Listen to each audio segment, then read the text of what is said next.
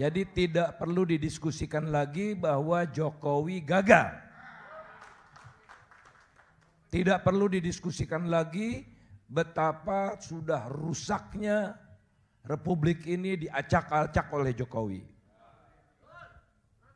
Kegagalan yang diwariskan niscaya akan menimbulkan bencana besar buat bangsa ini.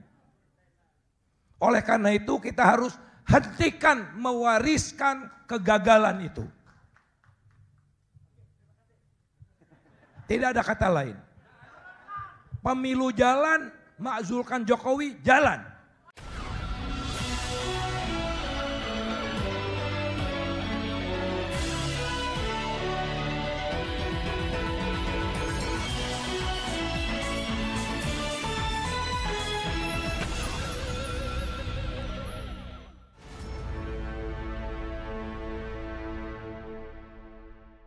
Assalamualaikum warahmatullahi wabarakatuh. Apa kabar? Saya Sunarif dari Forum News Network.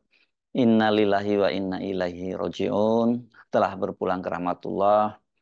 Hari ini Kamis 5 September 2024 pukul 3.50 dini hari waktu Indonesia bagian Barat di Rumah Sakit Mayapada Kuningan, Jakarta Selatan. Ini adalah seorang suami, ayah, anak, abang, adik, uwa, mama kami tersayang, Bapak Faisal Basri bin Hasan Basri Batubara pada usia 65 tahun. Mohon doanya semoga rahimullah diberikan tempat terbaik, Jannatul Firdaus, diampuni segala khilafnya, lapangkan kuburnya, diterima amal ibadahnya, serta keluarga yang ditinggalkan diberikan kesabaran dan keikhlasan. Kami yang kehilangan Safitri, Mbak Fitri, Anwar Ibrahim Basri, Siti Nabilah Azura Basri, Muhammad Atar Basri, beserta ibu, adik-adik, abang, kakak, dan keponakan semua.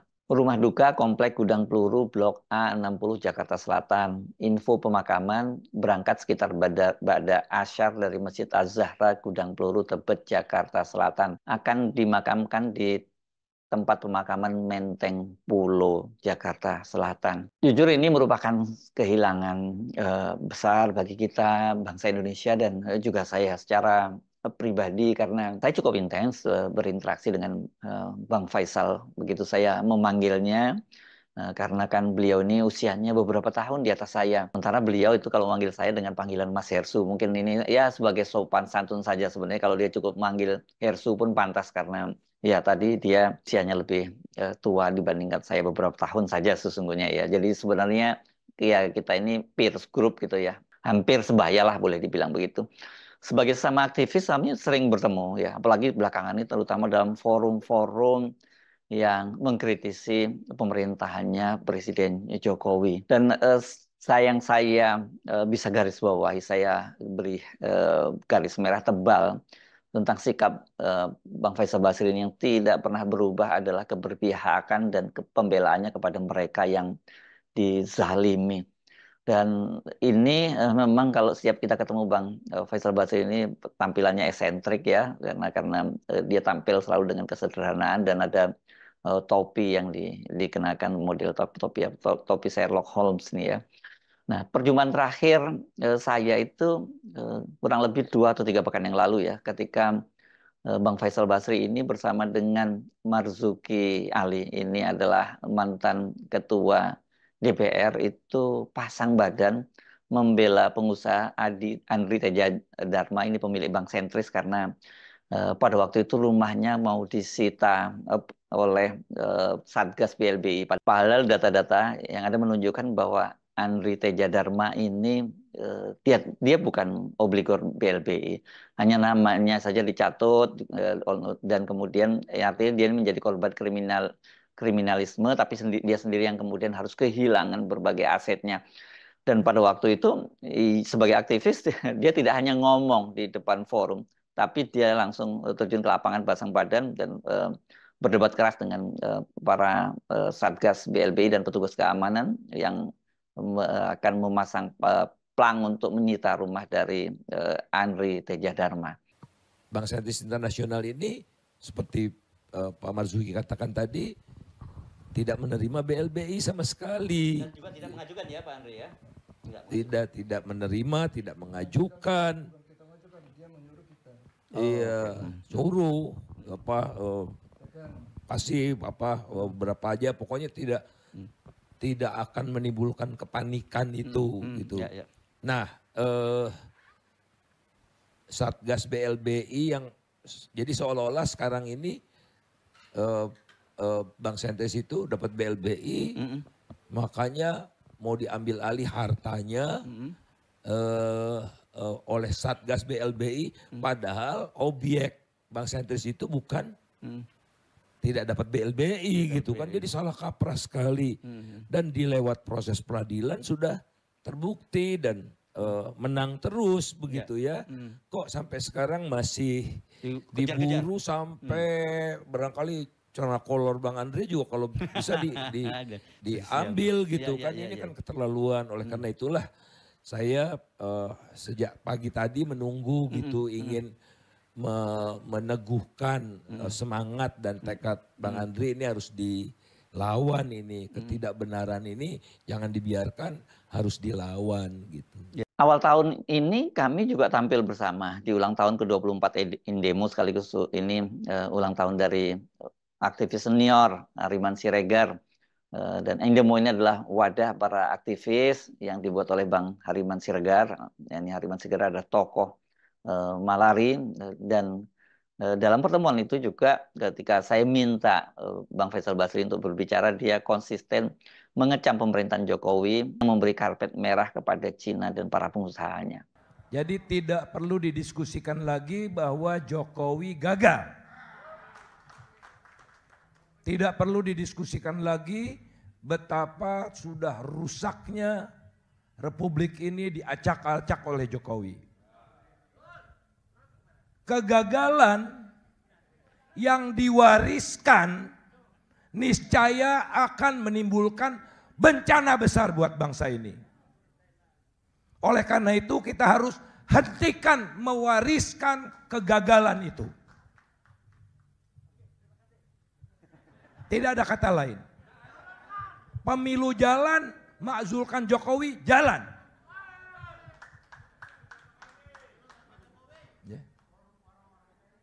Nah, ada malari 50 tahun yang lalu, saya masih SMP, melawan korupsi, melawan dominasi Jepang. Sekarang lebih parah lagi Bang Hariman. Melawan oligarki, melawan dominasi Cina yang dibuka jalan tolnya oleh Jokowi. Sekarang mobil Cina build up boleh masuk ke Indonesia tanpa bea. Baru PP-nya keluar. Apa aja yang diminta, insya Allah jangan bakar-bakaran. Nah, oleh karena itulah tidak mungkin lagi kita diam. Kalau tidak, kalau kita diam saja, maka sungguh akan hancur generasi yang akan datang. Akan hancur generasi yang akan datang. Maka kita mulai dari pemilu, gerakan jalan, dan juga gerakan moral. Nah, gerakan moral ini antara lain kita himbau dari hati ke hati atau pakai massa juga agar para menterinya yang masih punya nurani ini mundur. Dalam sebuah kesempatan juga ini dalam dialog yang digelar di Koalisi Aksi Menyelamatkan Indonesia, Bang Faisal Basri itu juga mengecam pemerintahan Jokowi yang dalam penilaian dia itu sudah menjadi budak dari Cina. Saya rasa kita udah keterlaluan untuk smelter nikel. Smelter nikel ini mengerikan. Jadi mereka bukan hanya punya smelter nikel, tapi mereka udah menguasai tambangnya. Padahal aturan mengatakan maksimum pengusaha asing itu menguasai tambang itu 40%. Mereka 100%. Siapapun kalau menurut saya asing gitu ya. Nah, negara manapun tidak boleh. Kemudian Kita nih yang punya tambang, nggak bisa jual langsung ke smelter itu. Lewat trader, wajib lewat trader. Terms of condition-nya ditentukan oleh mereka. Jadi mereka itu sekarang lawannya monopoli, monopsoni. Jadi kalau rakyat dulu kan bisa ekspor ke luar negeri ya, bisa jual ke luar negeri, suka mau jual kemana. Sekarang mereka nggak bisa. Harga di luar negeri sekarang ini kira-kira $80 per ton biji nikel itu. Kira-kira berapa rakyat dapat kalau dijual ke mereka itu? $19.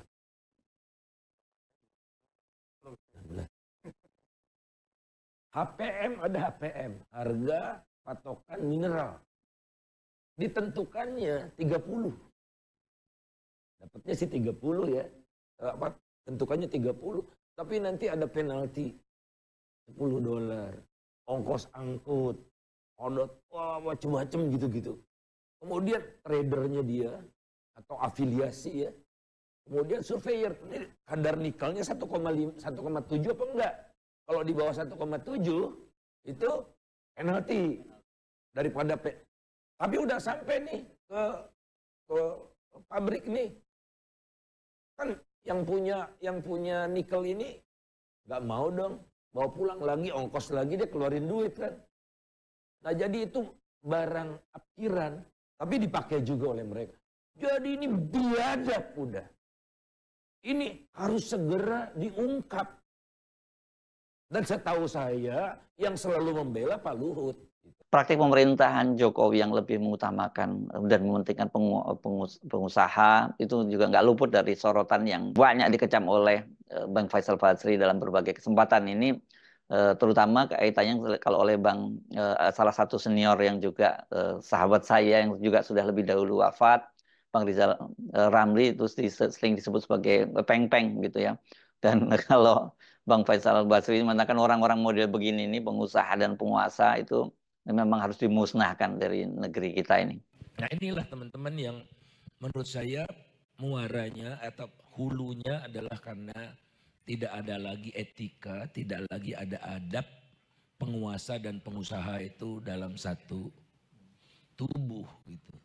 Zaman Pak Harto kuasa, abuse of power, kasih fasilitas ke Tommy, kan namanya itu conflict of interest kan. Abuse of power. Kalau sekarang dia pengusahanya, dia penguasanya. Dia minta subsidi untuk diri dia sendiri. Nggak ada malunya. Jadi manusia seperti ini menurut saya harus dimusnahkan dari Republik Indonesia ini. Yang menarik juga, Faisal Basri dalam sebuah forum yang juga bersama saya itu, dia sudah memprediksikan bahwa pemerintahannya Jokowi itu akan bangkrut sebelum tahun 2024 ini. Saya kira prediksinya ini terbukti ya, tentu tidak dalam pengertian harfiah seperti kita kalau rumah tangga bangkrut gitu, tapi dengan utang yang mendung-mendung yang diwariskan ke pemerintahan Prabowo yang kalau dihitung-hitung oleh pengawat fiskal awal Rizky itu mencapai hampir 20.000 triliun, ya memang secara kalkulasi keuangan pemerintahnya Jokowi itu sudah bangkrut. Terkait dengan beban negara itu, praktis sebetulnya negara tidak punya uang ya untuk membiayai macam-macam itu, karena Anda bayangkan aja pemerintah pusat itu tahun depan 21% pengeluarannya hanya untuk bunga. Hanya untuk bunga. 21%. Ini tertinggi sepanjang sejarah. 2014 baru 11%, sekarang 21%, naik 2 kali lipat selama era Pak Jokowi ini ya. Nah, kemudian yang kedua, anggaran pendidikan tidak boleh dipotong karena ada di Undang-Undang Dasar kan 20%, dan ada lagi mandatori lainnya. Jadi praktis tidak ada lagi, kecuali pemerintah dengan gelap mata ya memotong anggaran sosial. Saya tidak tahu apakah itu motifnya ada 9 juta orang miskin dicoret sebagai penerima bantuan sosial. Ya, kalau mudah-mudahan teman-teman mau berpartisipasi untuk apa namanya bikin petisi ya yang sudah dibuat oleh teman-teman Infit itu enak aja gitu. Ya mungkin ada kesalahan segala macam ya. Tapi kan saya tunjukkan tadi jumlah yang rentan tuh besar sekali gitu. Ya, jumlah yang rentan itu 52,8 juta orang gitu ya. Dan orang yang tidak miskin juga sekarang jadi miskin gara-gara pandemi. Jadi memang ini salah satu ciri khas dari Bang Faisal Basri ini ya, pembelaannya kepada rakyat, pembelaannya kepada bangsa dan negara ini yang digadaikan oleh penguasa saat ini, dan ini yang luar biasa itu selalu ditampilkan dalam narasi yang keras gitu ya. Selamat jalan Bang Faisal Basri, dalam hidupmu, sepanjang perjalanan hidupmu kami bersaksi bahwa hidupmu itu sepenuhnya diabdikan untuk membela rakyat yang tertindas dan membela kepentingan bangsa dan negara. Dan sebagai konsekuensinya Abang kelihatannya tidak terlampau peduli bahwa kemudian disebut sebagai musuh negara. Kami bersaksi Bang Faisal Basri adalah orang yang baik dan insya Allah Allah memberikan tempat yang terbaik di sisinya. Sekali lagi, innalillahi wa inna ilaihi rajiun. Allahumma firlahu warhamhu wa'afini wa'fu anhu. Saya Arsman Arif. Wassalamualaikum warahmatullahi wabarakatuh.